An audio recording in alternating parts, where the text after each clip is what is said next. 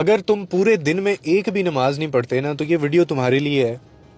اور صرف یہ 3 سے 4 منٹ میرے ساتھ اگر تم نے گزار لیے، سن لی میری بات اور وہ پلے بھی پڑ گئی، تو میں دعوے کے ساتھ کہتا ہوں کہ نماز تو نہیں چھوٹے گی تمہاری. ایک پکی ہو جائے گی، ساری بھی پڑھو گے لیکن ایک پکی ہو جائے گی. میری غور سے بات سننا، کوئی راکٹ سائنس نہیں ہے. دیکھو یارا، کوشش کرنا زندگی میں کہ اللہ سے جو تعلق ہے نا تمہارا، وہ اس موڑ پہ نہ پہنچے جہاں دعاؤں کا جو سہارا ہے نا وہ بھی نہ بچے. یہ بڑی خطرناک بات ہے میں نے جو کی ہے.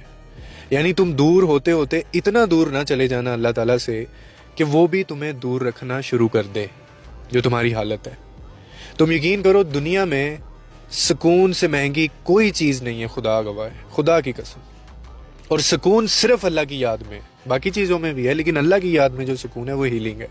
اسے بالکل فراموش مت کر دینا، کیونکہ تمہارے بھلانے سے نا اس کو کوئی فرق نہیں پڑتا کہ تم اس کو یاد نہیں رکھو گے، کیونکہ اس کے پاس بہت ہیں تمہارے جیسے، میرے جیسے، روز ہیں، ہم سے زیادہ پاک ہیں، صاف ہیں. لیکن جس دن اس نے بھلا دیا نا، جس دن اس نے چھوڑ دیا، تنہا کر دیا، تب کوئی ساتھ دینے والا نہیں ہوگا اور تمہیں لگ پتہ جائے گا. اور یاد رکھو کہ اللہ سے دوری انسان کو جو ہے نا وہ صرف دنیا کی رنگینیوں میں اندھا کر دیتی ہے، اور یہ شیطان چاہتا ہے.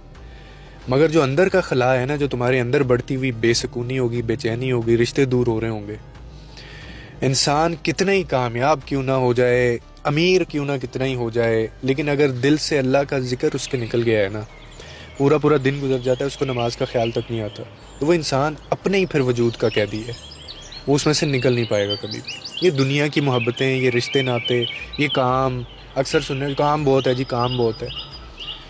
بھائی سب چیزیں چھوٹ جائیں گی، ساتھ چھوڑ دیتے ہیں لوگ، سہارا دینے والے جو ہیں وہ سہارا چھوڑ دیتے ہیں، ہاتھ تھک جاتے ہیں ان کے، مگر اللہ جو ہے نا وہ کبھی نہیں تھکتا، وہ کبھی نہیں چھوڑتا.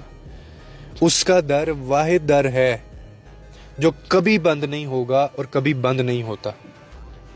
اکثر لوگ یہ کہہ دیتے ہیں کہ جی میں اندر سے دل کا بڑا صاف ہوں، میں لوگوں کے لیے آسانیاں بھی بڑی پیدا کرتا ہوں، میں یہ کرتا ہوں، میں وہ کرتا ہوں، میں پیسہ بھی بہت لوگوں میں بانٹتا ہوں، شادیاں کراتا ہوں اور آسانی پیدا کرتا ہوں، میں نیت بڑی صاف ہے میری، دل کا میں بڑا اچھا ہوں، میں نے کبھی کسی کو دکھ تکلیف نہیں. اور تم کون ہو یہ ثابت کرنے والے؟